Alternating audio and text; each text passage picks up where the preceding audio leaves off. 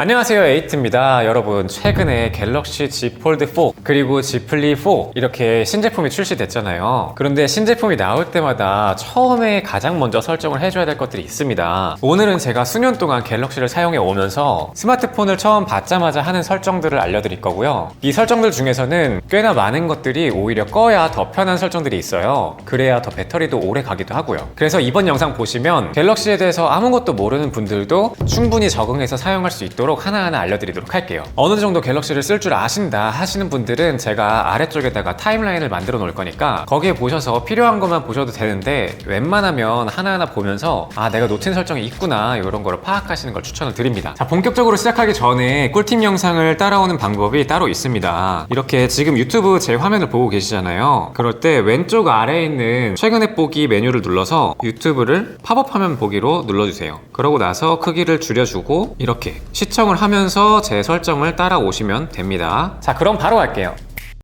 가장 먼저 첫 번째로는 홈 화면에서 왼쪽으로 밀어보면 이런 구글 디스커버라는 게 있거든요. 요거는 각종 미디어 같은 게 뜨는 건데 저는 이게 너무 귀찮아서 없애고 사용하도록 하겠습니다. 홈 화면에서 손가락을 두 개를 모아주세요. 그러면은 홈 화면을 편집할 수 있는데, 이때 왼쪽으로 넘겨주면은 사용 중, 요거를 사용 안 함으로 바꾸시면 됩니다. 그리고 두 번째로는 지금 한 화면에 4개밖에 지금 설정이 되지 않잖아요. 요 앱들을 더 늘려볼게요. 홈 화면에서 다시 한번 손을 모아주세요. 그러고서 설정으로 들어가면 홈 화면 설정으로 바로 갈 수가 있는데, 이때 홈화면 배열을 4곱하기5, 4곱하기6, 5곱하기5, 5곱하기6 이렇게 늘릴 수가 있습니다. 저는 한 화면에 최대한 많은 정보가 나오는 걸 원하기 때문에 이렇게 5곱하기6으로 만들어 줄게요. 나중에 굿락이라는 앱을 통해서 추가적으로 더 많은 앱들을 뜨게 할 건데 지금은 이렇게 알려드리겠습니다. 그리고 세 번째로는 지금 현재 진동의 세기가 너무 센 것 같아요. 그래서 요거 진동 세기를 좀 약하게 해볼게요. 설정에서 소리 및 진동으로 가줍니다. 아래쪽으로 내리면 진동 세기가 있고, 요거를 적절하게 내려주면은 약간 부드러운 진동을 느낄 수가 있어요. 너무 약하면 책상에 있어도 뭐 울리는지도 모를 수도 있으니까 요거는 본인에 맞게 설정하시면 됩니다. 그리고 다음으로는 소리 및 진동에 온 김에 소리 음질을 조금 더 풍부하게 해볼게요. 아래쪽에 내려가서 음질 및 음향 효과에서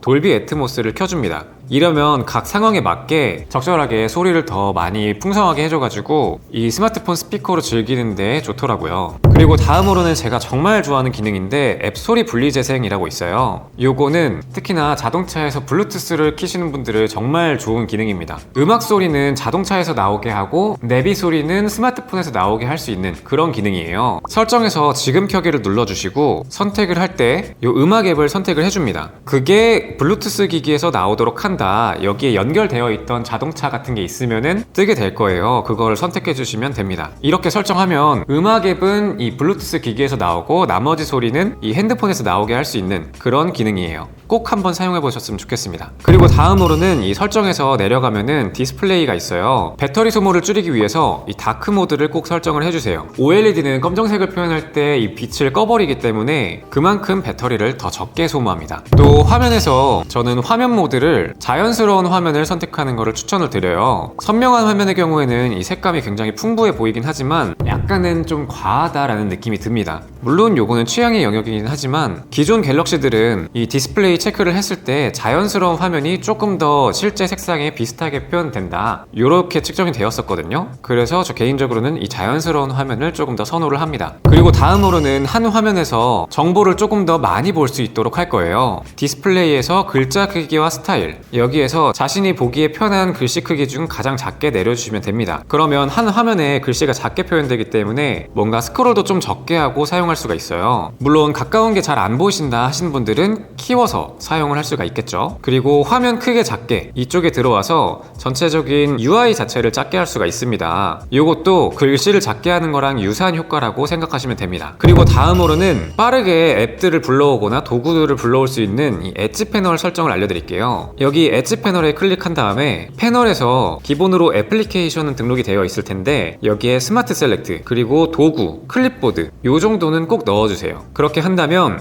애플리케이션을 바로바로 꺼내서 쓸 수도 있고, 옆으로 넘겼을 때 특정 정보를 화면 위에다가 고정시켜서 뭐 계좌번호 같은 거를 보고서 적을 때, 이럴 때 굉장히 유용합니다. 또 이렇게 나침반 같은 거를 사용을 해서 뭐 방향 같은 것도 쉽게 알 수가 있어요. 구체적인 활용법은 제가 추후에 다시 한번 알려드리도록 할게요. 또 엣지 위치 패널에서는 요 핸들에 대한 이 설정도 꼭 해주셔야 돼요. 특히 처음에는 좀 어색할 수도 있지만 나중에 적응이 된다면 투명도를 최대한 높여서 안 보이게 해주세요. 그리고 크기도 적절히 조절을 해서 최대한 작게 만들어주면 다른 터치에 걸리지 않고서 사용할 수가 있습니다. 너비 같은 경우에도 너무 붉게 하지 말고 얇게 하면은 터치 오작동을 최대한 막을 수가 있어요. 그리고 특히나 게임을 하시는 분들은 요 핸들 위치 잠금 요거를 꼭 켜시기를 바랍니다. 이 위치 잠금을 하지 않으면 꾹 눌렀을 때 이 위치를 이동시킬 수가 있기 때문에 게임하다가 좀 짜증이 나는 경우가 좀 있더라고요. 자신에게 편한 위치에서 잠금을 꼭 해주세요. 그리고 다음으로는 화면을 훨씬 더 넓게 사용할 수 있는 방법을 알려드릴게요. 요 아래에 있는 버튼부를 없앨 건데 내비게이션 바 옵션으로 들어가서 스와이프 제스처 요거를 선택해 주시면 됩니다. 그러면 마치 아이폰과 같은 아래 버튼 없이 사용을 할 수가 있어요. 양옆에서 안쪽으로 드래그를 하면은 뒤로 가기가 되고 홈화면을 위로 쓸어 올리면 홈화면으로 갈 수가 있습니다.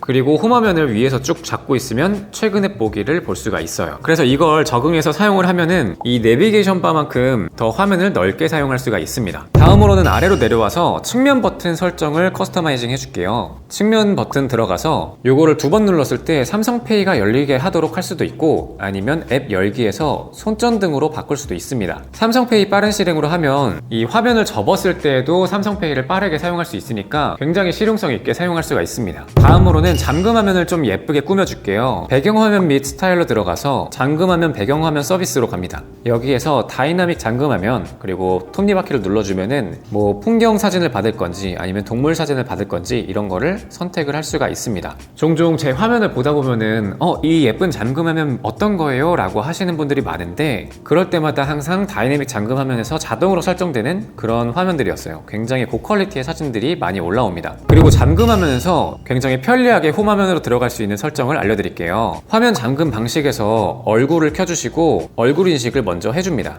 얼굴을 등록해주시면 화면을 밀 때까지 잠금화면 유지 요게 사용 중으로 기본 옵션이 되어 있는데 이거 좀 꺼주세요. 이게 뭐냐면 얼굴 인식을 통해서 잠금화면이 풀렸을 때 이렇게 자물쇠가 열렸다 요런 표시만 나오고 홈화면으로 들어가진 않죠. 한번 여기서 밀어줘야 홈화면으로 들어갑니다. 그런데 해당 옵션을 꺼주셔야 얼굴 인식이 됐을 때 곧바로 홈화면으로 들어가요. 그래서 이 옵션은 반드시 꺼주시고요. 잠금화면 설정에서 맨 아래쪽에 얼굴 인식 이 옵션으로 들어가 주면은 인식률 향상을 위해 내 얼굴 추가로 등록하기 요거는 아까 전에 설정했던 얼굴이랑 좀 다른 얼굴 있잖아요. 마치 좀 꾸미고서 얼굴 인식을 하나 시켜놓고 그 다음에 뭐 자고 일어났을 때 좀 부었을 때 뭐 그럴 때 얼굴을 하나 등록해 놓으면은 언제나 잘 열리는 거를 확인할 수가 있을 겁니다. 특히 뭐 앞머리 있고 없고 뭐 요런 것도 좀 차이가 있는 것 같더라고요. 아니면 안경을 벗고 쓰고 요런 거를 등록해 두시면 좋을 것 같습니다. 그리고 얼굴 인식 옵션에서 빠른 인식은 꺼주세요.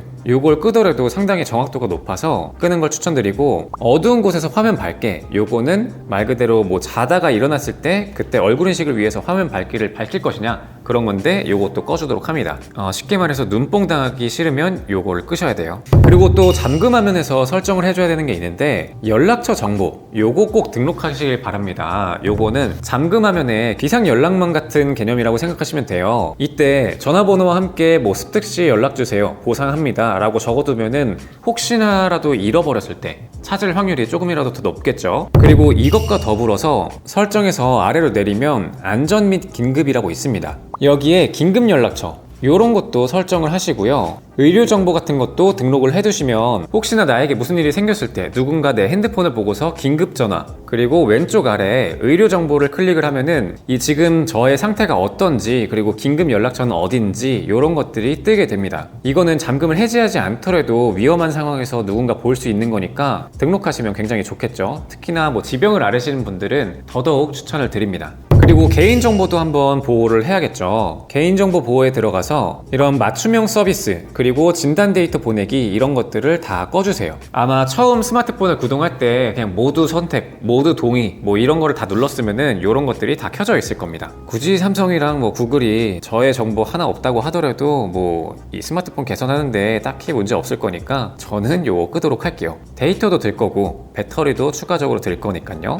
또 안전 및 긴급에서 이 재난 문제 문자, 최근에 물난리 때문에 이게 정말 요긴하게 쓰였는데 사실 코로나 때문에 요즘에는 너무 많은 알람이 와서 저는 끄고서 사용을 했습니다. 그래서 필요하신 분들은 켜놓고 사용하겠지만 저는 코로나 알람이 너무 많이 와가지고 요거를 끄고 사용하는 게 편했어요. 그리고 다음으로는 유용한 기능으로 들어가서 유용한 설정들을 한번 해볼게요. 갤럭시 기기가 이 스마트폰 하나뿐만 아니라 갤럭시 워치나 아니면 갤럭시 태블릿 뭐 그런 것들이 있다면 다른 기기에서도 전화 문자하기 그리고 다른 기기에서 앱 이어서 사용하기 두 가지를 설정을 켜주세요. 그러면 말 그대로 같은 네트워크에 있는 상태일 때 전화를 뭐 태블릿에서 받을 수도 있고 아니면은 삼성 노트 같은 것들은 스마트폰으로 이용하다가 더 큰 화면으로 볼 때 바로 사용할 수 있고 요런 옵션입니다. 또 요거는 실험실 기능으로 좀 숨겨져 있는 기능인데요. 이번에 새롭게 들어간 기능이에요. 이 위에 두 가지는 꼭 설정을 켜시고 아래쪽에 있는 거는 저는 개인적으로는 분할 화면을 더 추천을 드립니다. 위에 두 가지는 한 번만 설명을 읽어보면은 바로 이해를 하실 텐데 이 밀어서 분할하면은 처음으로 생긴 기능이죠. 요거는 요 아래쪽을 두 손가락으로 스와이프를 했을 때 곧바로 분할 화면을 선택을 할 수가 있는 겁니다. 그래서 요렇게 사용을 할 수가 있는 거예요. 그 전에는 분할 화면이나 팝업 화면을 할 때 좀 복잡하게 들어갔어야 되는데 굉장히 좋게 바뀐 것 같습니다.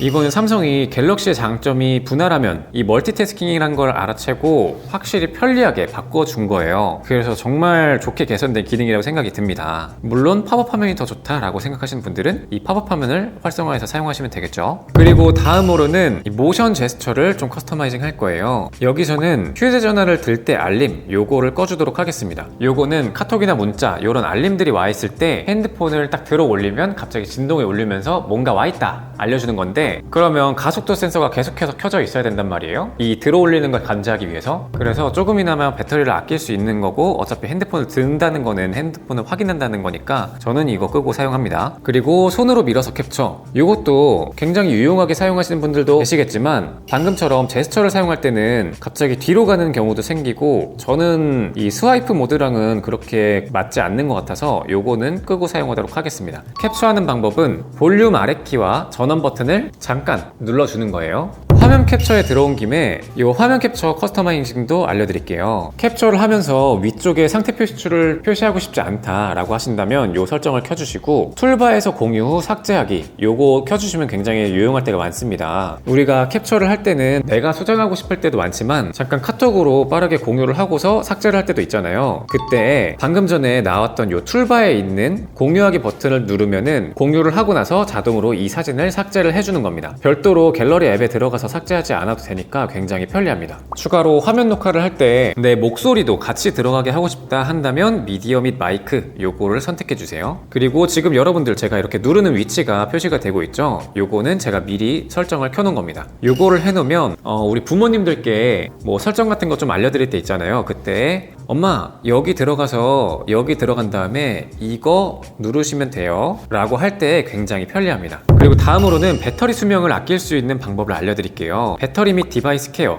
이쪽에 들어가서 배터리로 들어가 줍니다. 그 다음에 기타 배터리 설정 그리고 맨 아래에 있는 배터리 보호 요거를 켜주세요. 평상시에 사무실에서나 아니면은 자기 전에 배터리를 항상 꽂아놓고 사용을 보통은 하죠. 그럴 때 100% 이상으로 충전시키는 거를 막아줍니다. 왜냐면 리튬이온 배터리의 경우에는 100% 계속해서 유지하는 게 그렇게 수명에 좋지 않다고 해요. 그래서 평상시에는 이렇게 꺼두시고 뭐 오랫동안 밖에 있을 때 예를 들어서 뭐 여행을 할 때라던가 그럴 때는 100%까지 충전을 시키는 게 좋겠죠. 이렇게 사용하면은 오랫동안 배터리 수명을 쾌적하게 사용을 할 수가 있습니다. 그리고 다음으로는 핸드폰이 불량인지 테스트하는 방법도 있어요. 자가 진단에 들어가서 보면은 삼성 멤버스 앱으로 들어오게 되는데 여기에서 여러 가지 기기에 결함이 있는지를 확인을 할 수가 있습니다. 하나하나 눌러보면서 과연 내 거에 결함이 있는지 기본적으로 체크를 하시면 좋을 것 같아요. 요거는 따로 초기 진단 관련해서 영상을 준비하도록 하겠습니다. 그리고 다음으로는 홈 화면에서 이 제스처를 잘못 취하면 이런 식으로 구글 어시스턴트가 켜져요. 요거를 없애는 방법을 알려드릴게요. 설정에서 애플리케이션 그리고 기본의 선택 그리고 디지털 어시스턴트 앱 여기에서 디바이스 도우미 앱 요거를 없음으로 해주시면은 방금과 같은 그런 화면이 안 나옵니다. 만약에 나는 인터넷을 좀 많이 쓰니까 요걸로 하고 싶어 그러면은 요렇게 설정하셔도 되고 여러분들 마음에 드는 걸로 하시면 되는데 저는 차라리 요것보다는 음성으로 불러서 켜는 경우가 많기 때문에 요거는 끄고 사용을 합니다. 그리고 다음으로는 키보드 설정을 바꿔볼게요. 일반 들어가서 삼성 키보드 설정 그리고 키보드 형식 들어가서 저는 이미 커티로 바꿔놨는데 여러분들이 편한 설정을 하시면 됩니다. 그리고 뒤로 나가서 문구 추천 요거를 좀 꺼주세요. 저는 이거 그렇게 좋아하지 않거든요. 그리고 요 문구에 맞는 스티커 추천 요런 것도 끄고 사용을 합니다. 그리고 아래쪽으로 내려와서 크기와 투명도, 여기서 굉장히 좋은 게 갤럭시 키보드는 기본 키보드지만 크기를 자유롭게 선택을 할 수가 있어요. 이렇게 작게 해서 조금 위쪽에다가 설정을 하고 싶다 이런 것도 할 수가 있는데, 자신이 사용을 하다가 너무 지금 오타가 많이 나는 것 같다, 그래서 크기를 키우거나 작게 하고 싶다,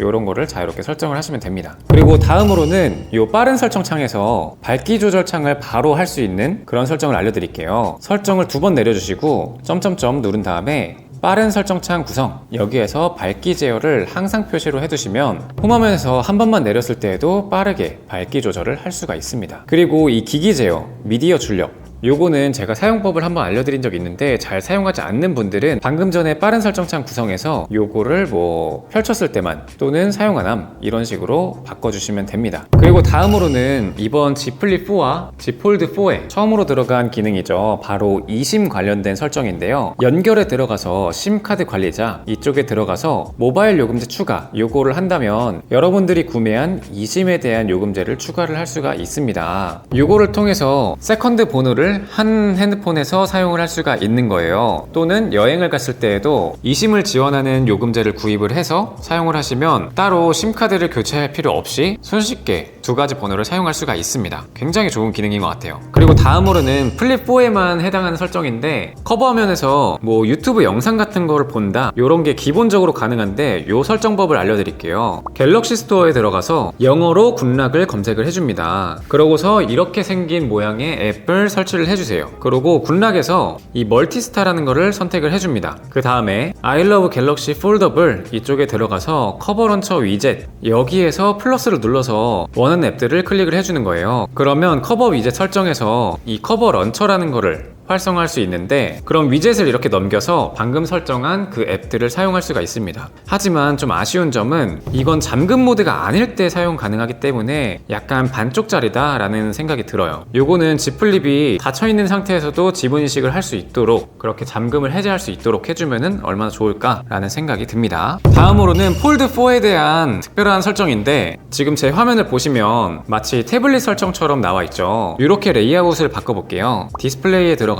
화면 레이아웃 및 크기 이쪽으로 들어가 줍니다. 그러면은 표준 보기로 되어 있는 분들이 많을 텐데, 요거를 멀티뷰로 바꿔주시면 마치 태블릿처럼 왼쪽에 목록이 나오고 오른쪽에서는 설정을 만질 수 있도록 화면을 바꿔줍니다. 여기서 화면 크기도 조금 더 작게 설정을 할 수가 있어요. 그리고 또 아래쪽에 내려보면 태스크바라는 게 새롭게 생겼는데, 요거는 반드시 켜주세요. 요거는 마치 우리 윈도우 아래에 있는 태스크바 그 설정창처럼 앱들을 바로 이렇게 꺼내서 분할 화면을 할 수 있고 쉽게 화면을 꺼내서 쓸 수 있도록 만들어주는 그런 기능입니다. 특히 여기에서 최근에 사용한 앱 표시 요거를 누르게 되면은 최근에 어떤 앱을 사용했는지 요런 거를 요 우측에다가 보여줘요. 마치 맥북에 있는 그런 기능이랑 비슷한 거죠. 굉장히 좋게 바뀐 것 같아요. 자, 오늘은 이렇게 Z 폴드4와 Z 플립4 공통된 설정과 각각의 설정에 대해서 초기 설정하는 법을 알려드렸어요. 너무 영상이 길어지기도 하고 또 다른 추가적인 꿀팁 영상도 준비하도록 하겠습니다. 빅스비 루틴을 포함해서 다양한 커스터마이징 꿀팁을 알고 싶으신 분들은 구독하시면 빠르게 받아보실 수 있습니다. 자, 이번 영상은 여기까지고요. 제 영상이 도움이 되셨거나 에이트를 더 보고 싶다 하시는 분들은 좋아요와 구독 부탁드립니다. 감사합니다.